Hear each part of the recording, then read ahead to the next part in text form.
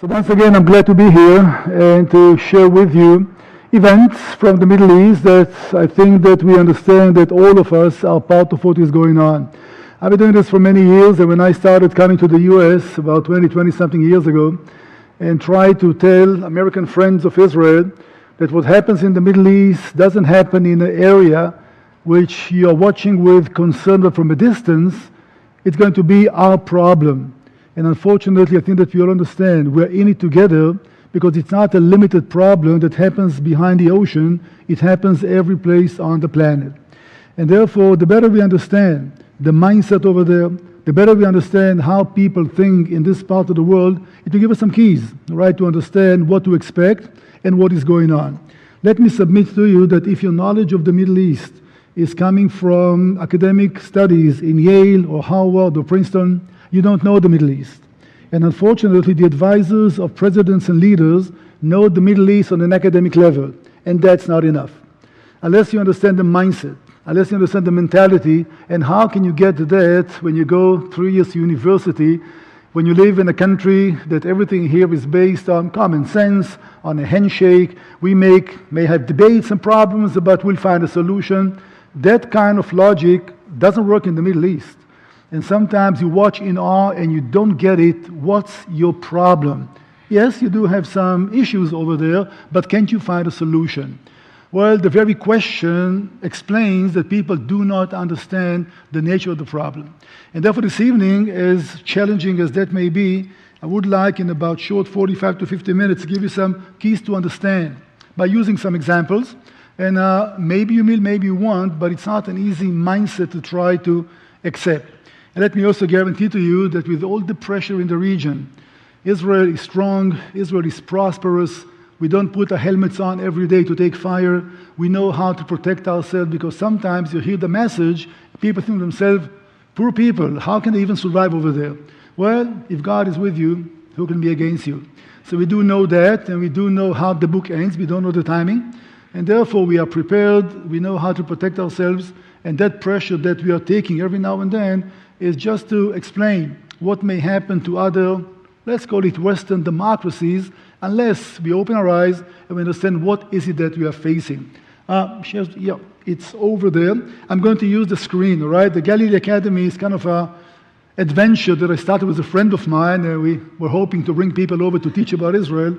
Well, since nobody's coming over, thanks to COVID, we come over here and we'll try to share some of these things with you.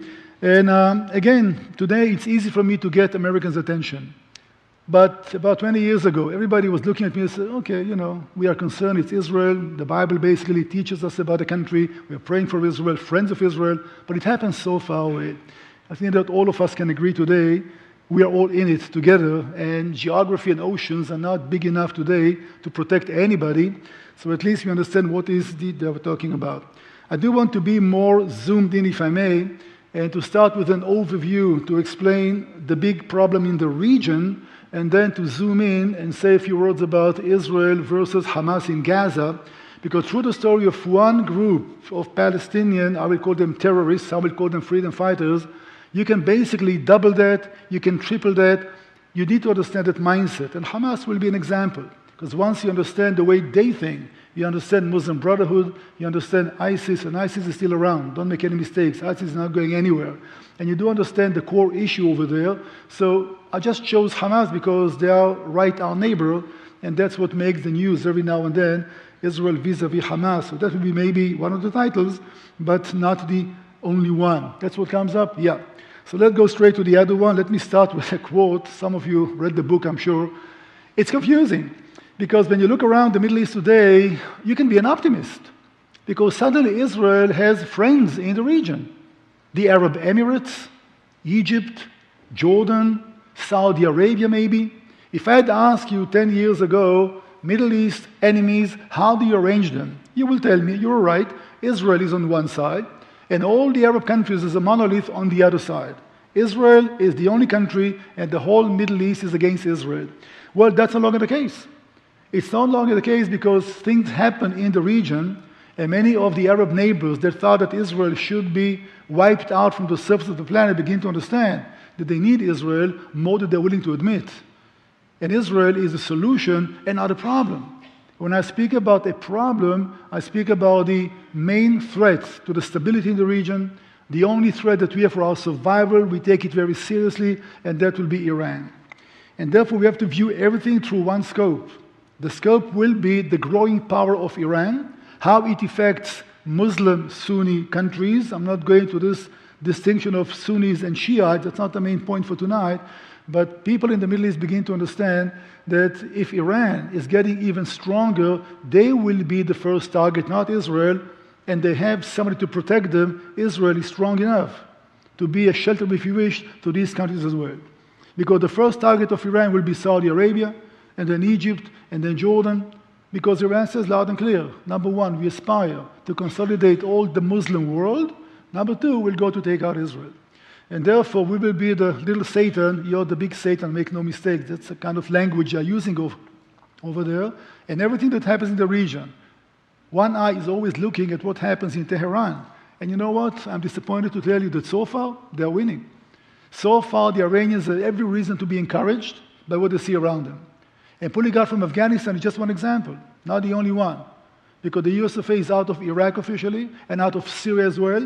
I'm not criticizing American policy. It's not my position, it's not my right. I can try to tell you how we see that in Israel and what are our main concerns. Right? And therefore, it's not even what happens on the ground, it's what is the message that the other party gets.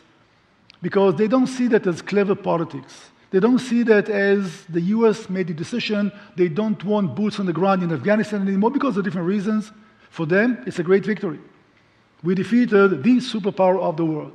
And that's a booster. That can encourage so many groups in the region, and the first people there to take the heat of that booster is Israel. And therefore, we are dealing with something which is not directly concerning us, but we are going to take the heat because of those decisions. And once again, it's not criticizing America's policy, because today you can accomplish almost everything without having boots on the ground, almost everything. And therefore, the fact that you're on there doesn't mean that the American Air Force cannot go and wipe out half of Afghanistan. That's not the point. The point is, what is the message and how the local radical Muslim groups in the region understand. Well, they see that the US is out, Russia is kind of in, Turkey is involved. This whole dynamic is changing, and that affects everybody in the region, and of course the state of Israel as well. And therefore, I'm going to use Gaza, but just as an example, to understand the bigger story. Well, here is what I would like to share with you now. Is it working? It's working. Number one, that you absolutely need to know, and that's not going to change. The Muslim mindset. I'm not speaking about Arabs. Please make the distinction. Islam is a religion. If you believe in the Muslim faith, you're a Muslim, not an Arab necessarily. All right? Most of the Muslims in the world are not Arabs. Indonesia, Malaysia, Iran, Turkey, all of them practice the Muslim faith. They're not Arabs. Arab is not a race. Arab is not a nationality. Arab is not a religion. It's a civilization, a culture, a language, a mindset. You can be an American Arab as well. That's how they will call themselves if you came from an Arab country. You're a citizen of America. It may be a nationality, but your culture is still Arab. So you can be an Israeli Arab. You can be Muslim. You can be Christian. Confused? Of course you are. Everybody is. But this is important to know. And therefore the issue is not that much Israeli Arab, but more Israeli Muslim. Let me ask you this. What is the problem of Iran with the state of Israel? And it was a major problem. We're not neighbors. We never went to any war against one another. The last time we had a problem was in the days of Mordecai and Esther and Haman. That's a long time ago. What is the problem of Iran with Israel? Nobody asked the question, huh? They cannot even say that we occupied their territory, they want it back. They cannot even say, we want to show solidarity to our Arab brothers. In one word, Islam. And for that reason, if you're viewing the area from a religious point of view, you do understand this is a dead end. Because religions don't negotiate. Because your God did not authorize you to make concessions in His behalf. If you follow the Quran, as many Muslims do, there's no room for negotiations. And therefore, once the agenda is Muslim, religious, in a way, the path to conflict is paved. Because if you were speaking on behalf of a national sentiment, we can negotiate. Nations know how to come to some conclusions and how to give up and how to... There is a way to do that. But once you bring that to the religious level, this is it. End of story. It's not going anywhere peacefully. And for years and years and years, the Israeli mindset was, we're going to speak to Arab nations. We're going to make peace with Egypt, and we did. With Jordan, and we did. What about the Palestinians? It looked like it's going to work, because the Palestinians used to speak in a language that focused on the national agenda. Not anymore today.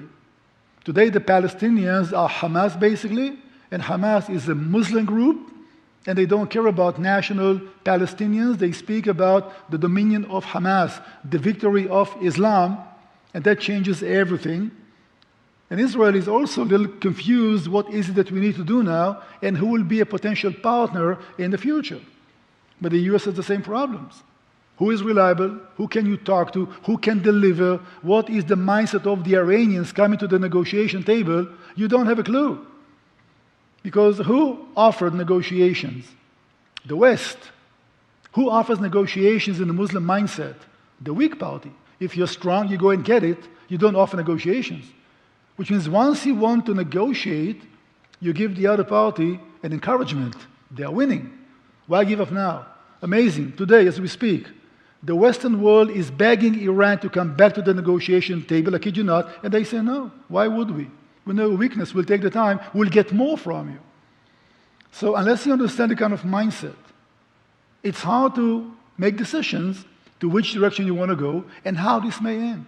So one thing is beyond any controversy, the Muslim mindset will never, ever accept the existence of a Jewish state in the very midst of what they believe is Muslim sacred land. That's a given, not going to happen. And when you listen to the messages delivered by Muslim clergy or by Palestinian leaders, this will be it. No Muslim leader in the world ever made the following statement: I believe that the Jews have rights. Don't tell us how much the land. The Jews have rights for a national home in Israel. Once one leader will be courageous enough to say that, problem is over. Let's now negotiate. But first, recognize our rights. They cannot say that and live. One did. Sadat from Egypt, he was murdered. And therefore, to speak about what is the motivation, we have to be honest enough to say the motivation is religious. And the problem is, it's not good news, because there was no way to make any progress when this is what we have on the table. Now, since the Middle East is made of countries which are not really democracies, you may tell me, listen, you're talking to the regimes, and the regimes are not representing the people. So maybe if you get rid of the regime, you get to the people, you'll find a different mindset. They love the Jews. They like Israel. Why not? Well, that will be a challenge. Twice, only twice in the region, the Muslim people in countries went to free elections. It happened in Egypt in 2012. It happened among the Palestinians in 1907. Free elections. The Western world was sending monitors. They approved that everything was done by democratic principles. It was as close as we can come to understand what is the will of the people. Who won the elections in both cases, by the way, with a huge majority. 75% of the vote in Egypt went to the Muslim Brotherhood. Among the Palestinians, 65% to the Muslim Brotherhood and 15% to the Salafists, all right, all the other. In other words, when you have a chance to talk to the common people and try to look at their sentiment, it's very, very, very pro-Muslim agenda and not a national one, basically. So it's not that the regimes are more brutal. It's not that the regimes are anti-Israeli. They do reflect the sentiment of most people. Now let me ask you this, because our mindset is so different. When you say that you are voting for Sharia law, the way we see it, our principles, you are voting basically for poverty, you are voting for radicalism, you are voting for no rights for women, no rights for children, you are voting for child abuse, you are voting for all kinds of things that we do not believe in. And you tell me, who in his right mind is going to vote for such a party? Would you do that? And therefore, what we call freedom, what we call happiness, what we call human rights, these are principles that the Muslim world is not sharing. And I cannot say that they are right or wrong. I'm just bringing in the idea that we do not understand how other people think, because we know so better. We are offering human rights. What can be wrong with human rights? Human rights are human rights, right? Well, just a minute now. What are the rights that some people fight for? If you fight for the right to take me out, I don't want you to have such rights. Is my point clear? And therefore, before we start to making big steps and negotiate to bring peace to the region, we need to understand the mindset. And the mindset in the Middle East, from Afghanistan all the way to Egypt, Tunisia, Libya, many of these countries no longer exist, by the way, thanks to the Arab Spring. What a stupid term is that, the Arab Spring. It's a freezing Muslim winter, not the Arab Spring. So these countries no longer exist. So once you understand the motivation, you have to do some rethinking. I'm going to make an agreement with a regime that doesn't represent the people, not very stable. Can they deliver? Can we trust them? You do understand that trying to navigate your way politically in such an ocean is not easy. And we make mistakes all the time. At least we know today what path not to take because we understand the mindset of the other side. The Western world doesn't understand it so far. But you will. And unfortunately, the hard way. Just like we did. Let me give you some examples about speeches and about statements that were made by very prominent Arab and Muslim leaders in the area. And once you understand the mindset, these are for about 10 years ago, it leaves a little hope that we can really negotiate any kind of peace settlement. They tell you loud and clear, we'll never accept the existence of the Jewish state in what we call Muslim sacred area. And it's not just propaganda, that's what they believe in. I need to ask you, again, I'm not very disciplined as a speaker, so a few things will come up over there which have nothing to do with what I'm sharing with you, although I can see the presentation right in front of me. So please bear with me, and I hope that you are used to my funny accent by now, so that will make things a little easier. But you're still with me, right, I'm sure, so let's just carry on. As I said, due to some of the issues in the region, you see a new fault line in the Middle East now, and Israel is very comfortable to find ourselves siding with other countries, other nations, not because they like us all of a sudden, because they need us. By the way, you can make peace with a neighbor like Egypt. It doesn't mean much. It only means that there's no war between the two. The borders are not open. Israelis don't go to Egypt. Egyptians don't come to Israel. Yes, we have embassies. But the Israeli ambassador in Egypt met with a parliament member, just a friendly talk, right? He's the ambassador, and that member under pressure had to abdicate because we don't talk to the enemy. And we are at peace, to remind you. So there's no normalization. So be it. They don't like us, we don't like them, it's fine. At least we don't kill one another. So speaking about peace, it's not the US and Canada. We speak about a different kind of peace. But again, that's the Middle East. We are content. As long as people are not getting killed along the borders, that's fine enough. But you do see the new fault line. And you do see that Israel is not all by itself. And even in the other group of Iran and Turkey, they're not good friends either. All right, so the other side, or the Israeli side, is a little more organized, so to speak, a little more connected on the other side, which is the side. There's a lot of struggle between Turkey and Iran. Listen to that for just a minute, all right? The two strongest powers in the Muslim world today are non-Arabs. One is Turks, all right, which is a Sunni power. The other one, Iran, who are Farsis, is the Shiite power. So the two mighty armies, the two mighty Muslim nations in the region are fighting over dominating Islam, and they are not Arab. We speak about others, that's a humiliation to the Arabs to begin with. And by the way, the Shiite power, and they only make about 15% of Islam are the Shiites, will have the nuclear weapon. Let me surprise you, I'm sorry to bring you bad news, Iran will have nuclear weapons. Too late to stop them. Regardless of what President Biden says, regardless of what my Prime Minister says, Bennett, Iran will have nuclear weapons. But you know what? Let me be a little more specific. Well, what's a weapon? Let me try to explain, okay? Just to show you how you can manipulate easily every kind of term.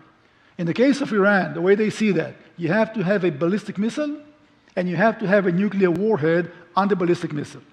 Now, these are not manufactured in the same place. Iran is enriching uranium. They can make the nuclear warhead within months. But it's not on the ballistic missile. So when it is becoming to be a weapon? Only when the warhead is on the missile? Or maybe when you have everything ready and it's only a matter of weeks to put them together to have nuclear weapons? Well, they will have the warheads, they have the missiles, but it's not a weapon. So President Biden can say, and my Prime Minister, we will never allow Iran to have nuclear weapons.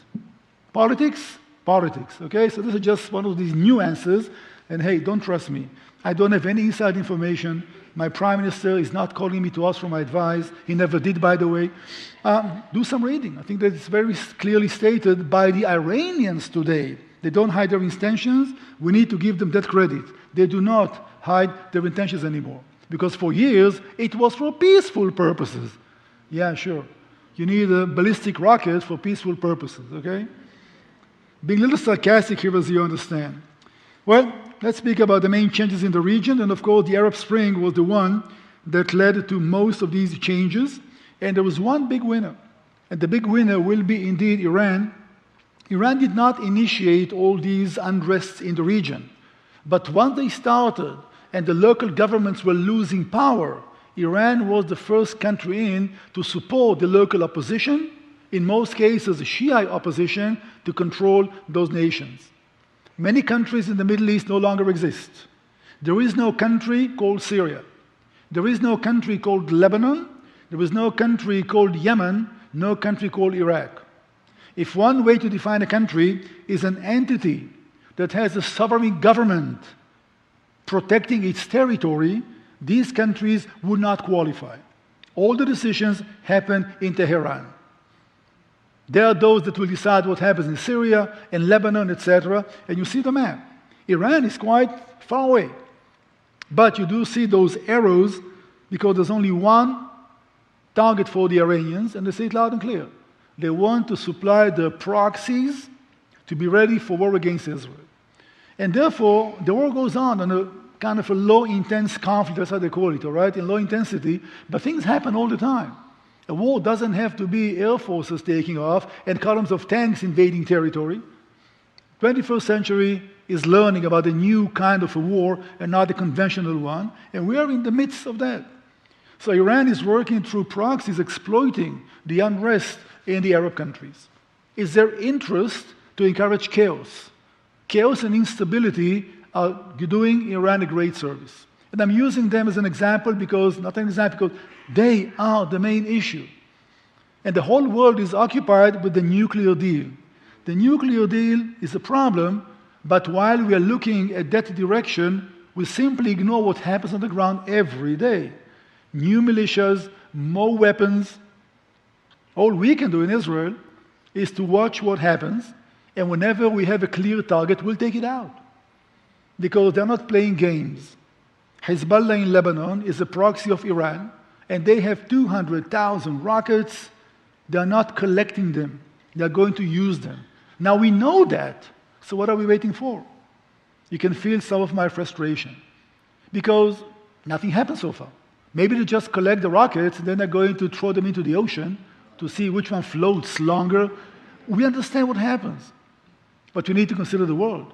And the world will not understand Israel launching an attack without being provoked in a way. Having those weapons is a provocation to begin with. And therefore you hear all kind of something in the news. A caravan of trucks that was going from here to there was attacked by somebody that didn't want these trucks to get to Lebanon. Sometimes Israel says, okay, that was us. In most cases we don't admit it, but it's very obvious what is going on. We control the airspace. We control the seas. We do not control the ground routes. And for that reason, Syria, for example, which is over there, is an essential link for Iran to have a land bridge, if you wish, to keep supplying their proxies in Lebanon with weapons. And by the way, the last American troops were still deployed in the area, are deployed there to try to block that corridor. So they're not free to do that. But once the last US soldier will leave the area, nothing will stop them, except our Air Force. And you're limited to what extent you can do that. So we see how the tension is building up on our borders, and all we can do is to be prepared and try to take out very selectively targets that we believe may be game changers. And it happens all the time. And once again, if you've not been to Israel, you may have the impression, oh gosh, you have to live in bomb shelters all day long. No, it doesn't happen like that. Life goes on, and as I said, prosperous country, free, and a beautiful one as well. We just have to be well prepared. And that's what readiness means, to have the awareness that things may happen, to be prepared. In my country, everybody serves in the army. You're 18 years of age, you're called to protect your country. We are proud to do that, and we are prepared. And once again, I believe we are the strongest nation in the region, and whatever happens, we are strong enough, right? Not just to protect ourselves, but to protect potential allies if necessary.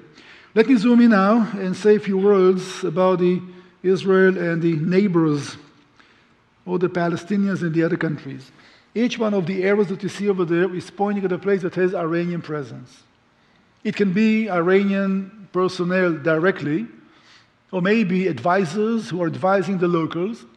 But then sometimes you hear something interesting. It says, no, Israel took something out, and Iran will say, well, that were not our people, just some local advisors, and then there was a big funeral in Tehran. So you don't understand how it works. You cannot hide a funeral, okay? So enough with that. Iranians are wearing Syrian army uniforms, and to fool the world, we know how it works. Nobody's fooled by that anymore, and it happens almost on a daily basis. So Iran has such presence. You see Jordan, the green area over there, which is an ally of the US, by the way, and Israel as well. Jordan is kind of a buffer zone, because behind Jordan is Iraq, and Iraq is Iranian territory. So we do see how things are kind of building up on our borders, but since you speak with Syria and Lebanon, things are quite quiet over there. The hotspot will be vis-a-vis the Palestinians. And every now and then, as you well know, rockets are flying from Gaza. We retaliate somehow. Iron Dome, yes, Iron Dome, no. It's like a stupid game that we play for a long time, because nobody wants to take it one step further, because the way Israel sees everything, Hamas in Gaza is a small problem. We want to be ready for the big problem, and that will be Iran. And for that reason, to send an army into Gaza in order to destroy Hamas, which is possible, will take too much resources. We want to make sure that we are okay with Hamas in Gaza. We'll get to them in just a minute, because we do want to focus on the northern side, and the northern border is indeed Iran and its proxies. By the way, nothing new under the sun. The prophet Jeremiah prophesied many years ago to King Zedekiah, watch out, man, the enemy is coming from north.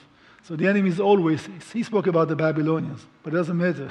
It's about the same dynamic if you know the area's geography.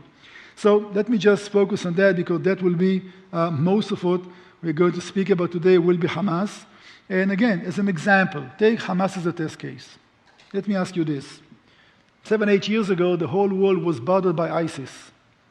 And the whole world was recruited a coalition, all right, to take out ISIS. Was anybody thinking negotiating with ISIS? I'm asking you. Was the issue on the table? Let's negotiate? Not even once. The Western world thought that ISIS should be destroyed. Well, once you read the agenda of ISIS, and you read the agenda of the Muslim Brotherhood, the very same thing. So why does the world want us to negotiate with Hamas, but they refuse to negotiate with ISIS? The very same story. Once again, you hear some frustration in my voice. It's all, let me put it this way. The founder of Muslim Brotherhood, Muhammad al-Banna was his name, 1932, based a whole new theory, which was a version of Hitler's Mein Kampf, expressed in Muslim principles. Same story. No negotiations, destruction, we'll kill the Jews, we'll destroy the Jews. And that's the spirit of ISIS, for example. So why the world had the liberty to go and take out ISIS? That was not a threat, not yet. And we, facing the same issue every day, we have to be very careful. Because if one Palestinian innocent person is injured, the whole world will have something to say. Well, in the process of destroying ISIS, about 500,000 people killed. Civilians. By Russia and by the US and the coalition. Did anybody say something about these victims? I don't think so. So once again, you understand the frustration that we are feeling, because we are dealing with the same thing. The agenda, the mindset of Hamas is Muslim Brotherhood, just like ISIS. And therefore, we better understand that. So in the Gaza area, that will be our main problem, but it's a little more complicated than that, I have to say. And let me run this one through and focus for just a minute in the Gaza area. In 2005 is the year that we start the story, Israel decided that we're going to pull out from, let's call them territories. I won't say occupied territories because occupied territories is a misleading term. All right, occupation is a legal term. When one sovereign nation is conquering land from another sovereign nation. Yes, we took Gaza from the Egyptians, and the West Bank we took from the Jordanians. Look back at the previous slide. How do I do that? Not working. That doesn't matter. But those territories were not supposed to be Egyptian. The Egyptians took Gaza from the Palestinians. So if you took it from somebody that it wasn't his, he took it illegally from a third party, you can't call it occupation. Disputed territories, let's go with disputed territories. I will call them liberated territories. Is within the boundaries of the promised land. Go to Genesis 15. Once in the future, that's the land that God promised Abraham and his descendants. But that's semantics. Let's go to the disputed territories, okay? The Gaza area was the one that we decided to pull out from in 2005. The plan was simple. Since the whole world back then wanted Israel to appease the Palestinians, because it will lead to peace, no doubt, if Israel is willing to give up just a little bit, it will have to lead to peace. And we said, really? Let's put it to a test. Again, I'm simplifying things because it's more complicated. We're going to pull out from Gaza. Not a single Israeli is in Gaza since September 1st, 2005. Israel officially pulled out from Gaza. That's it. How many times you hear the slogan, Free Gaza, right? Banners, rallies, Free Gaza. Free Gaza from whom? We are no longer there. You know that Gaza has a border on the southern part with the Egyptians. So if Gaza is in so much of a need, and they need food and medications, I'm not being cynical because we give them them. Why won't the Egyptians supply them, the brothers, with everything that Gaza needs? Because they're more clever than we are. So the whole world says, well, Gaza is under a blockade, and it's your responsibility. Gaza is not under a blockade. The border with Egypt technically should be open. Why nobody tells the Egyptians, you should take care about Gaza? So we are being rocketed, and the world wants us to keep sending food and medication, and we do, which is the crazy thing about the whole thing. So putting out from Gaza, we thought it's going to lead to some kind of negotiations. We did one mistake, I'll be quick to admit. We moved out from Gaza unilaterally. It wasn't through negotiations with the Palestinian Authority, which means you leave some vacuum behind. And that led to problems on the other side. Let me demonstrate that to you. A lot of things are going to come up and down, dancing, singing, etc. As we moved out from Gaza, since the Palestinians were required by the world, Condoleezza Rice was Secretary of State. If you want the world's support, you must be a democracy. Have elections, because we are not supporting tyrannies, we are not supporting dictatorships. We understand your need, but you have to be a democracy. Israeli intelligence had warned Ms. Rice and all the others, if they will have free elections, Hamas will have the upper hand. Because the Palestinian leadership, the PLO, Palestine Liberation Organization, was a group that was based on Palestinian nationalism. Hamas is a group based on religion. And for that reason, the idea was, since they're so popular, if they will win the elections, as they did, it will be a new ballgame. And guess what happened? They had elections, Hamas won big time, and the PLO was shocked. They did not expect to lose. And since they refused to surrender the power and weapon, it led to a civil war among the Palestinians. So now the Palestinians are divided into two. The PLO controls the West Bank, basically, and Hamas controls Gaza. Let me take a sidetrack now. The world wants to see negotiations. Who are we supposed to talk to? The people in Gaza or those in the West Bank? They are divided. They don't talk to each other. There was a civil war. Who represents the Palestinians? Nobody. Who can deliver in their behalf? Nobody.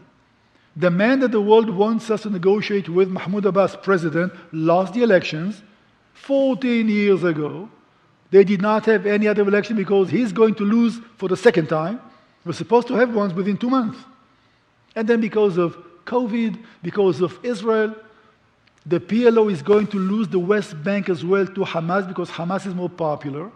And if we will have Hamas in Gaza and the West Bank, this is a new ballgame, as you say here in America. We cannot afford ourselves such a situation.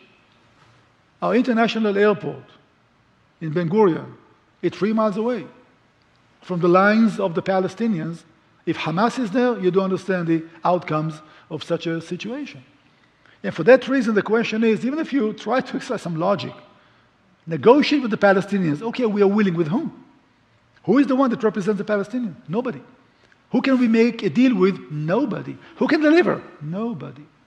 To be honest with you, on the Israeli side, we cannot deliver either under the current government, and the composition of the Israeli politics will be hard as well.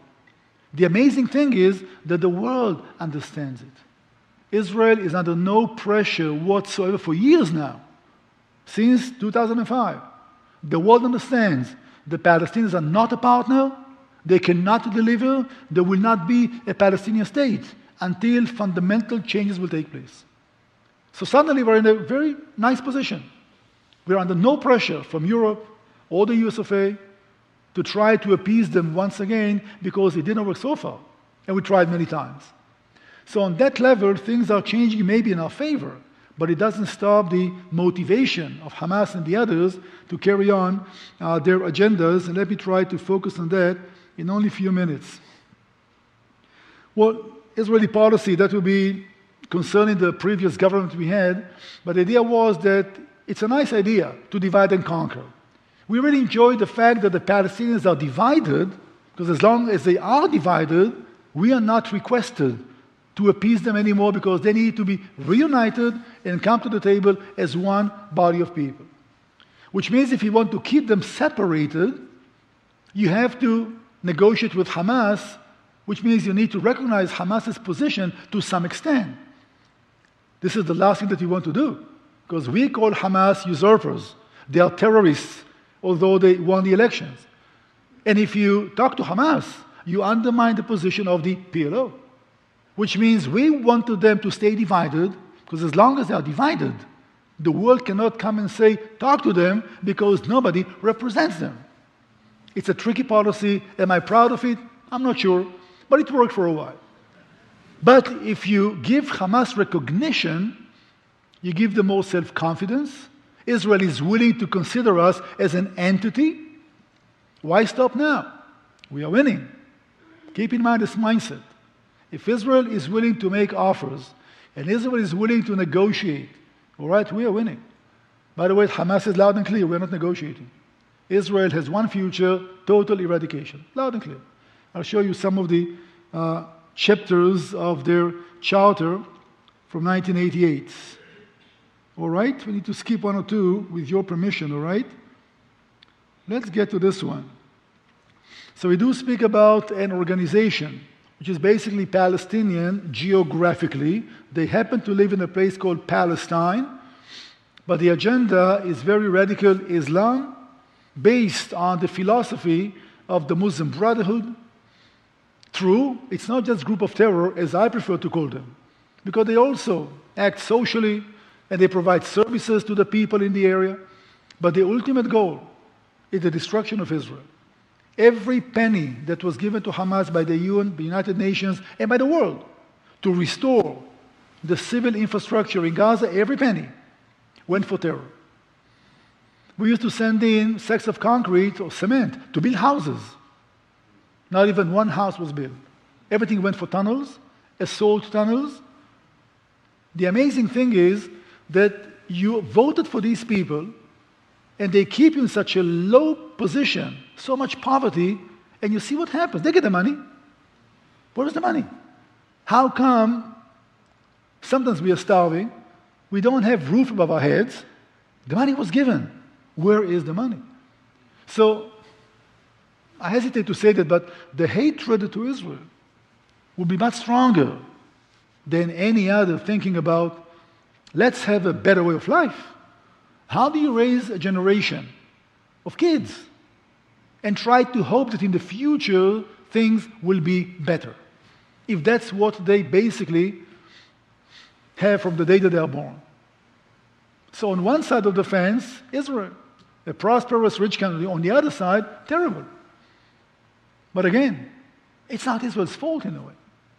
Money is given, food is given, fuel is given. My taxes, all right, are paying for electricity that we provide to Gaza, so they can use that in the workshops to manufacture rockets to fire at me. You tell me the reason behind it, or the wisdom behind it. Well, not everybody in Gaza is a terrorist. Gaza was in a way hijacked by Hamas. Many people, maybe most people, are simple people that want to live their lives peacefully. By the way, they come to work in Israel. Israel is giving 100,000 working permits every day for Palestinians to come and work in Israel. 15,000 from Gaza. By the way, they bring COVID with them. We'll take a chance. Because without those 15,000, they come to work in our country, Gaza will be bankrupt. So you tell me, why should we do that? There was no such case in world history. The two people are in some kind of a conflict, and during fire and a round of violence, one side is sending in food and fuel and medications, which are seized by Hamas once you cross the border. So the people don't even get to see that.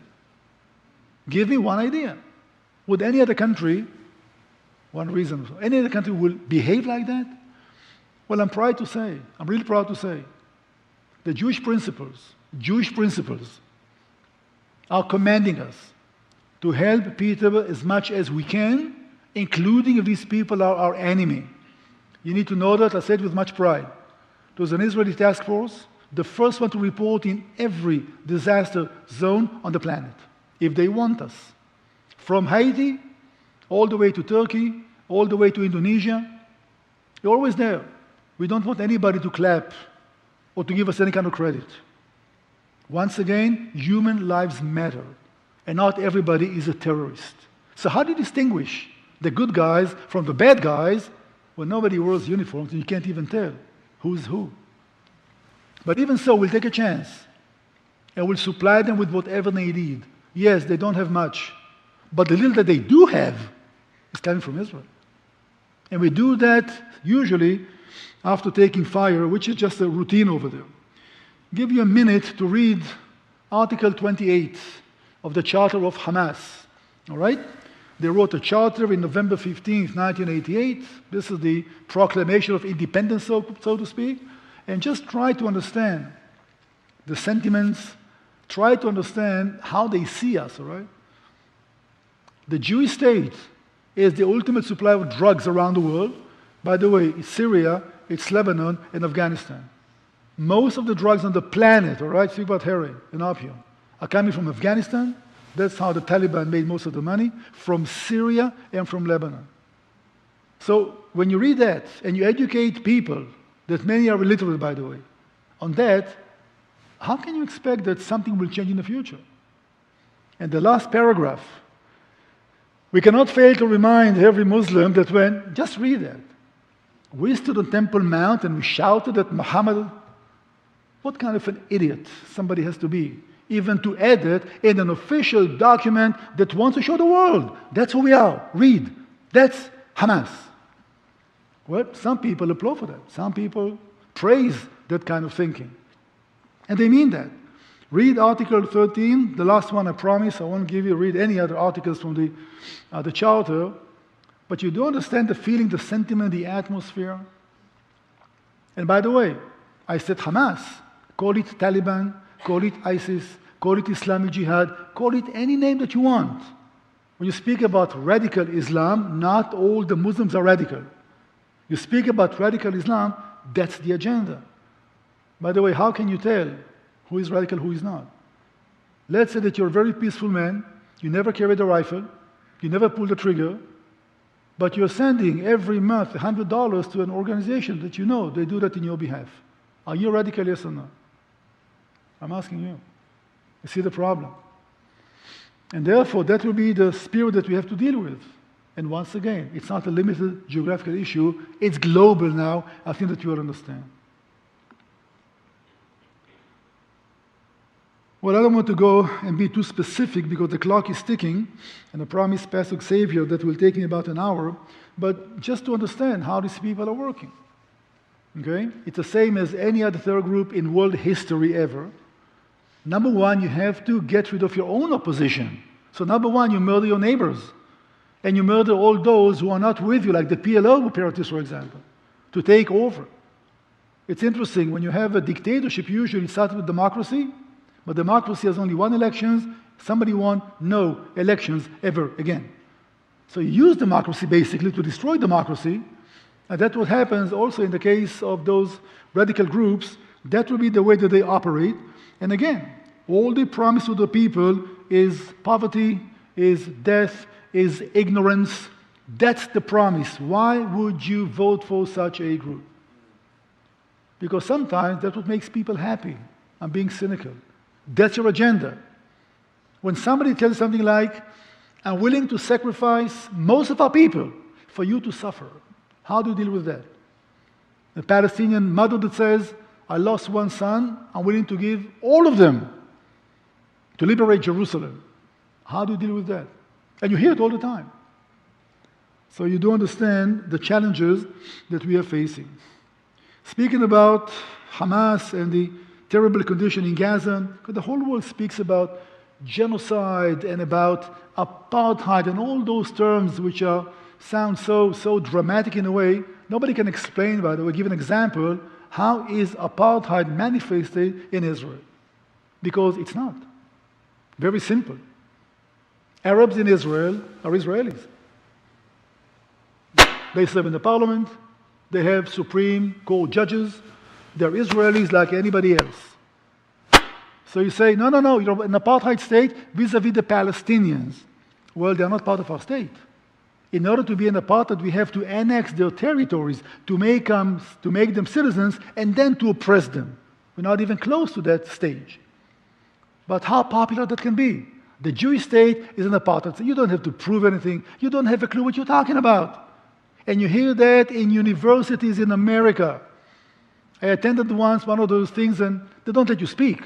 But I said, well, please give an example. You call us an apartheid state, give me one example. Shh, hush. Then somebody said, well, in the Haifa University, you don't have classes in Arabic. I said, you're right. Hebrew is our national language. Let them speak Hebrew. That was the strongest. So, no, people are brainwashed. People have no idea, but it creates a certain tone. Genocide. You're murdering Palestinian kids. Well, here is the data, if you wish, all right? The lowest rate of infant mortality in the whole Arab world are Palestinians. All right? You can check my word because don't trust me, all right? Don't trust anything I'm saying. Go and check. Too much propaganda out there. When we liberated the West Bank in 1967, the lifespan of an Arab male was 48 years. Today is 81. Population grows all the time. That doesn't go in line with genocide, right? Where the population grows all the time. So all those nonsense that they throw at you, and this coalition of the media and the academia is devastating. And you can't contradict it because you don't have a voice over there. I can go and speak in places, friends of Israel know that. In state universities, here in California, no way. Nobody wants to hear the facts because they made up their minds already. Who cares about the truth anymore? It's frustrating. So I hope it's not that much in the universities, but in Friends of Israel. And this church is a friend of Israel. I know Pastor Xavier for many years. I know some of your faces around here. So don't trust what I'm saying. Some of you have been to Israel. You don't see the Arabs oppressed. You don't see concentration camps of Arabs. They are part of the state of Israel with all the rights like anybody else. They can even join the army if they want to. It's not mandatory. Can Muslims practice Sharia law in the great state of California? I'm asking you. No, they cannot. They cannot. There are no Sharia law courthouses in California that the state will recognize. They can in Israel. Israel is recognizing Islam and Sharia law as a legitimate religion to practice, including courthouses, including muezzin, screams from the rooftop and wakes you up at 5 a.m. It's okay, just we are so accustomed to. I'm sorry for being kind of provocative about that. And who is the oppressed and who are the brutal ones? Israel. Because who cares about the facts? Nobody checks the facts anymore. Please, go and check. Don't trust what I'm saying. I have an agenda. I cannot be trusted. I'm an Israeli. All right? Check it. It's there. And therefore, we are dealing with something that, number one, we have to convince the world what is the nature of it. And governments begin to understand. Not the people, but governments begin to understand. To go a little deeper and to explain about the things that happen in the Gaza area, I do want to skip some of it with your permission. The clock is ticking. Once we understood that Hamas is digging tunnels under the fence into Israel, that was a game changer. Right? We had to respond somehow. And the somehow was basically by developing a whole system. Today, they cannot because we have a very solid steel wall that goes all along it, and digging under it will be almost impossible. So they understand that this path is blocked, so they developed rockets and weapons. Everything comes from Iran, by the way, including the money and the technology. So now we are dealing with rockets, and they're getting more sophisticated. After Libya collapsed, remember Gaddafi, one of those names from the past, for 6 months, the arsenals of the Libyan army were wide open to anybody to come and take whatever they wanted. And guess where some of the equipment ended up in? Through Egypt in Gaza. So that was the platform that they were building on. So our retaliation was basically developing a weapon system that I think that some of you heard about, which is called the Arrow and the Iron Dome. It's one weapon system which is kind of very sophisticated, defensive. It made a big noise about 3 weeks ago because the Congress here did not, basically they had to separate that from the budget or from the amount of money that the US is giving to Israel every year, $1.8 billion. We can only buy weapons which are manufactured in America. So in a way it's also supporting your economy, which is fine, we're not complaining. Right? But the question was, why do we need to supply Israel weapons? Because they're killing the Palestinians. So they took this aside and they voted just for that with a huge majority in the House, okay? Defensive weapon system. Local technology, American money, most of it. By the way, South Korea will get also because they're in a similar situation. It's a good system. I'm taking a sidetrack for a minute. Israel was known for years and years and years. When there's a problem, we know how to deal with it. If we need to move in, we move in. We get things done, we come out. Today, the mindset is a little different. The mindset is more defensive. Because we cannot just go in and out to Iran, for example. There's an Air Force, they can do some maybe damage, I don't know. But the whole mindset in Israel is changing now from being a little more aggressive or offensive to be more defensive. That's bad. Usually defense doesn't win wars, usually. All right, but today it's changing. And the Iron Dome, as great as it is, as technology, presents a problem. Let me tell you why. If we did not have the Iron Dome, if it wasn't a weapon system that we developed and have, and rockets that fired from Gaza will kill 20 Israelis, will wipe Gaza out. I mean, there's no doubt whatsoever. We only retaliate in such a mild manner because the Iron Dome is so good.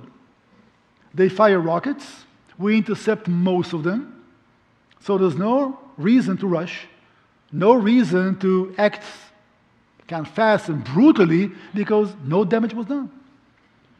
Now for the people in Gaza, the fact that they fired the rockets is a victory for themselves. Did I say, we rocketed Tel Aviv today? Well, you launched the rockets that didn't go in even halfway, we intercepted them, it doesn't matter. We fired at Tel Aviv.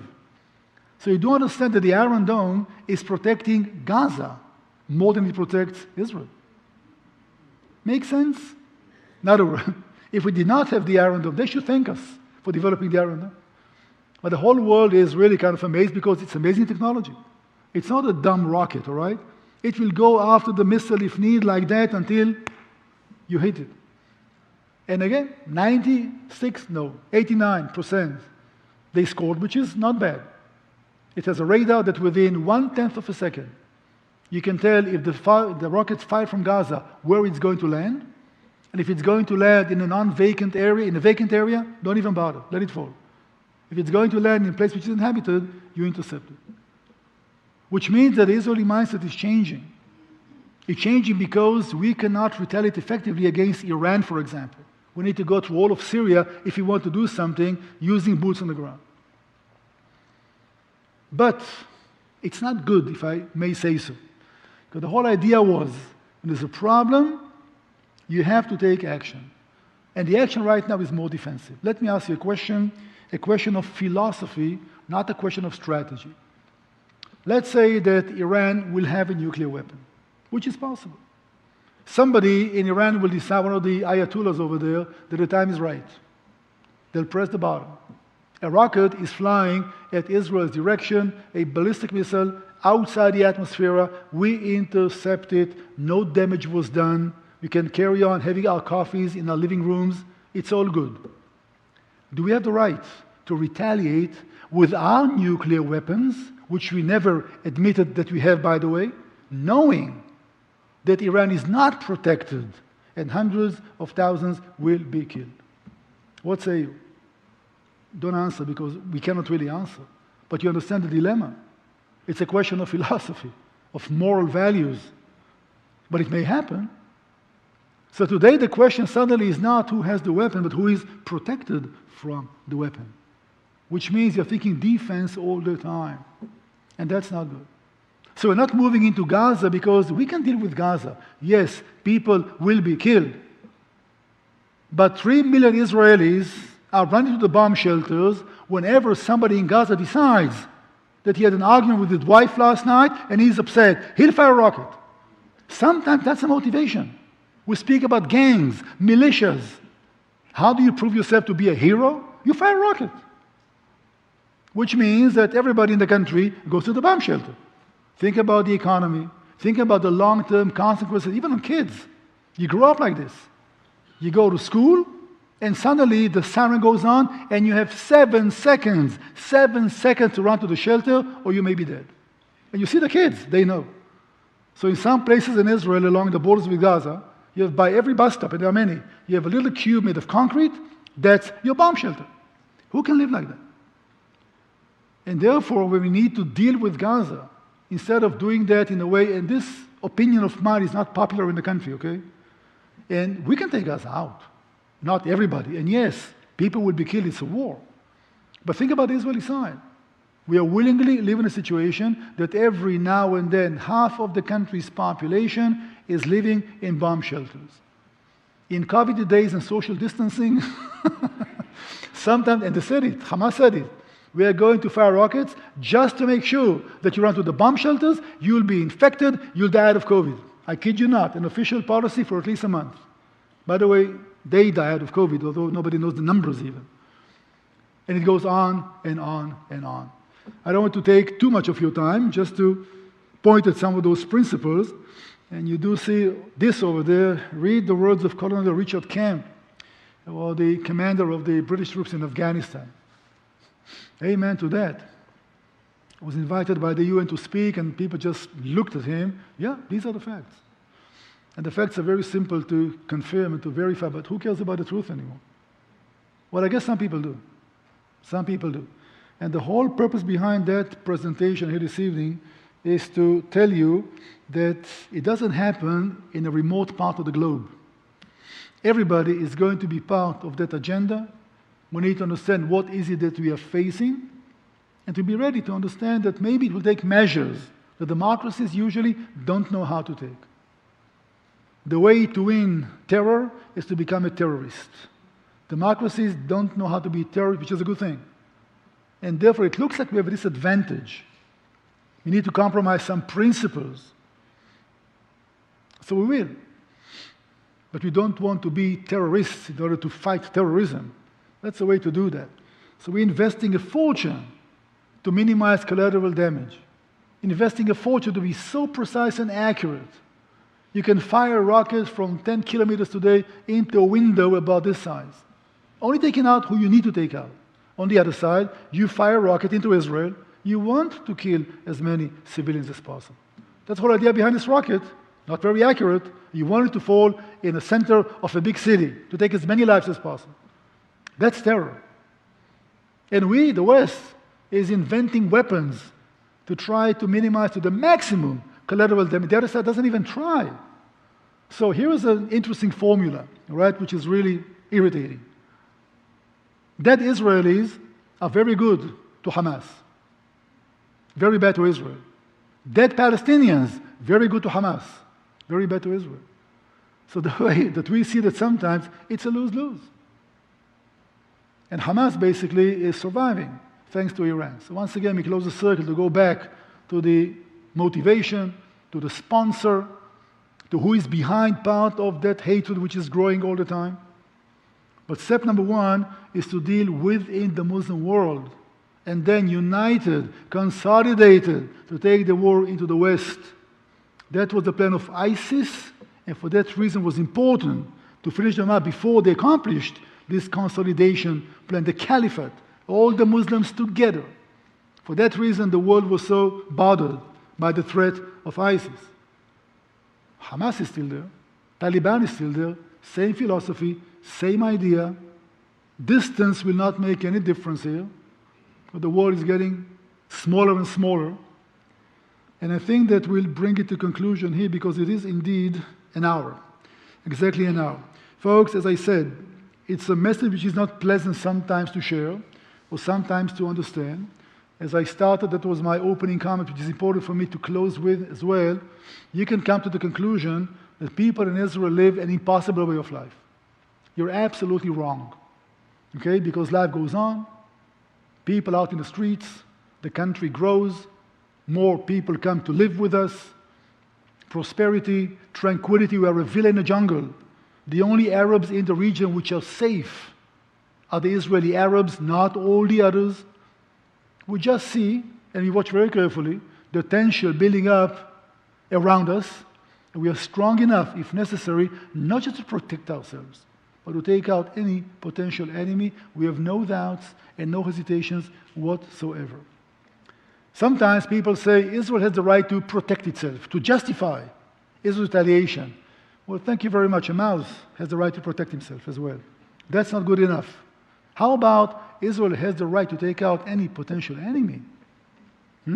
Anybody will make such a statement among world leaders? No. Just to protect yourself. Well, again, this is the Western mindset. Because the others, they don't really mean that. They're good people. So protect yourself, don't attack them, and then you can talk about it. Doesn't work like that. Whenever some common sense is coming closer to the Middle East, it stops someplace in Cyprus, never makes it to the Middle East. Things are working in a different way, different mindset, different way of thinking. The Western mindset cannot comprehend it. So we have a big misunderstanding. Where do we go from here, and how exactly? We believe that Israel can be a great bridge, a mediator, because we live there. We are a Western country, at least I believe so. We are closer to understand the mentality than any other country in the West. Use us. Give you some good advices what exactly happens in the region. It's getting there. Because governments begin to understand the problem is global, and we have to respond now before it's going out of control. Look at the Muslim immigration into Europe. Many European countries are taking a huge chance of survival. They're losing the nature almost completely. You can't speak against it because it's not PC. But the governments are learning. So this is another positive thing, the way we see it at least, that leaders around the world begin to understand that what Israel was saying for years and years and years, it is indeed a global issue. Let's get together. Let's try to understand the mentality. Let's use the Israeli experience to try to work through there, to understand how things need to be done. It may get to that, may not. God is good. We don't know how the book ends, and we don't know why we are there. We are there because God keeps His promises. And to my generation, the third generation of Jewish men and women, that can really say that we are free in our own country after 2,000 years of exile, after our mothers and fathers died in the Holocaust. God chose to keep His promise in our generation. It's awesome. I do not take it for granted. Thank you.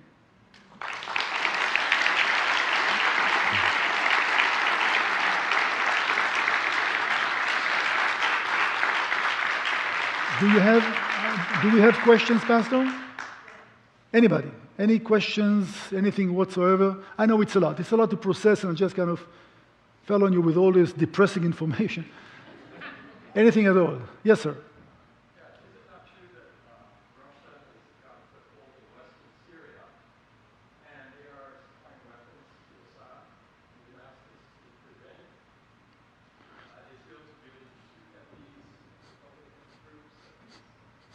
Yeah, question was about the presence of Russia in Syria and how it's affecting, I'm kind of paraphrasing, and how it's affecting what Israel does in Syria. Yes, Russia is in Syria. Russia is invited into Syria. I mean, the Russians can say, listen, all the other powers in Syria are there illegally. Well, we're invited, and they're right. In 2014, the Assad regime invited Russia officially to protect the regime. And Russia was more than happy to assist. Because Russia, in order to restore the position to be a power once again as they used to be, they need to have hot water harbors. The harbors in Russia, except for the Black Sea, are freezing. 8 months of the year, they cannot use their navy. That's why you become a global power, by using the navy, in most cases. So they need bases in the Mediterranean. And they used to have them. And Syria said, fine, you'll get 2 bases for your navy, and you have the regime. So Russia is there, invited by the regime officially, and they playing kind of a game which is sometimes strange because they do protect the regime in a way. But here's the problem. Russia supplies the Syrians with a lot of weapons as well. Now Israel is taking out targets of Iran in Syria, and the Syrian air defense tries to shut down Israeli airplanes. In our retaliation, we take out the whole battery of rockets over there that was given by Russia. And the Russians are saying, well, we understand what you need to do, but basically you destroy our equipment. So what do you want us to do? Sell them more. That's how you make money, right? We'll take them out, you sell them more. So Russia sometimes says, well, do not retaliate, because if you do, basically you are showing the Syrians that your weapons are superior to our rockets, and they will not trust us anymore. You don't understand how complicated things can get. And therefore, we have to be very careful how we are going to navigate our way vis-a-vis Russia, because, Putin is quite an aggressive ruler, and he doesn't hide his intentions either. So Russia is a new player in the region, which may be a problem in the future. Right now, we're working together. There is an understanding. How things will evolve, we wait and see. Yes, sir.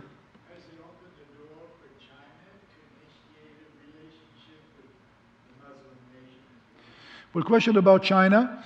China has an issue with the Muslim nation. Because China has a group of people called the Uyghurs, a couple of tens of millions who are Muslims. And the Russians are oppressing them in such a severe way, re-educating them. So technically, China and Islam have an issue. That will be on this party, on this side. But China will seize every opportunity in the region, including in Israel. All right, I hate to say that, but, and again, there was an issue between us and the US of A. Because the Chinese bought a harbor in Israel. All right, and again, they cannot do that without our consent. Negotiations, they just dedicated about a week ago, a new harbor in the Haifa area, which is Chinese operated. Of course, there was a deal between the governments. The problem is that the harbor of Haifa is the home bay of the American Sixth Fleet that navigates the Mediterranean, which means American ships are going to come to the docks and take shelter, being supplied, etc., right under the eyes of who knows what the Chinese who are working on these cranes. They can see every ship. You don't understand globalism? Well, there you got globalization, okay? Here's another aspect of it. So China officially not really involved. China sells a lot of equipment to Iran, by the way, all right? So China is involved, but not directly. There was one regiment of Chinese volunteers that was deployed in Syria under Iran. But it was not China as a state. It was a group of volunteers. So China and Islam are not in good relations right now because of the Uyghurs, which is a minority. But in China, a minority can be 100 million. About 20, 30 million of Muslims, basically, Chinese Muslims, which are really suppressed by the regime. It's a complicated world that we live in. Any other questions? Yes, sir. How about the natural oil and gas found in the Question about the treasures of oil and gas found in the Mediterranean. Well, gas. Lots of gas was found. And there was something in the world, I would say, the way that the world operates financially, economically, you do have your territorial water and you have your commercial water or your economic water, which gives you more space. And in that water, we found a huge reservoir of gas. And Israel is going to be a supplier of energy to Europe. I mean, this is amazing, that we are going to be providing basically gas for the Europeans to heat their homes in the winter, because everything they get today comes from Russia. And if Putin doesn't want to, the people in Germany will freeze to death.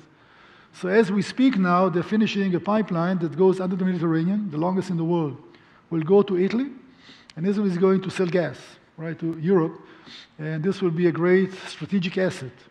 The problem is that Turkey stepped in to say, well, it's Mediterranean. Why should only Israel enjoy that? Well, because we looked for it, we paid for it, we found it, so we don't want to share, isn't it? So these places that we pump this gas out are prime targets for Hezbollah and all the others, so we have to train specifically or buy equipment of Iron Dome batteries, which are basically mounted on ships, all right, just to protect those places from any potential threat.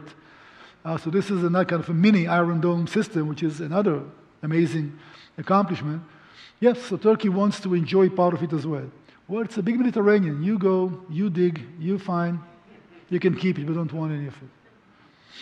And the last one, yes, sir. Yes, you mentioned all these different countries. You omitted Pakistan, which Pakistan is they're Muslim. Yeah, question was about Pakistan. Again, you can't really name every single country in the region, but Pakistan definitely is a nuclear country with a not very stable regime as well. One of the fears of the West is that Pakistan will fall to the hands of some crazy groups over there. Same with Kazakhstan. Right? Kazakhstan is a Muslim country, a former Soviet Union, have nuclear weapons. So it's not that rare to have nuclear weapons anymore. Right? Go to the internet, Google. You can build one at home. Huh? That's what they say. So it's not that rare anymore. And Pakistan, basically Pakistan plays a very interesting game. Allies of the US officially, housing a lot of anti-American groups. It's almost like Qatar. Right? Qatar is the biggest supporter of terrorism in the world, period. Just go and check, okay? Qatar and Al Jazeera. Now, the US has a huge naval base in Qatar because it's right on the Iranian borders over there, so you understand the strategic significance. And we made peace with the Arab Emirates. One reason was that we are right on the borders of Iran, which means we can gather a lot of information, being so close to Iranian borders. Same with Azerbaijan, we're good friends. Muslim country. Reason is because Azerbaijan has a border with Iran, which means that Israeli, the right personnel, Mossad operatives, whatever, we can be right on the borders of Iran, which they don't, and gather information and collect data, etc. So Pakistan is a headache, but to the whole world, especially to India, more than to any other country in the region. Folks, thank you so much. I'm going to bed. I don't know about your plans, but thank you.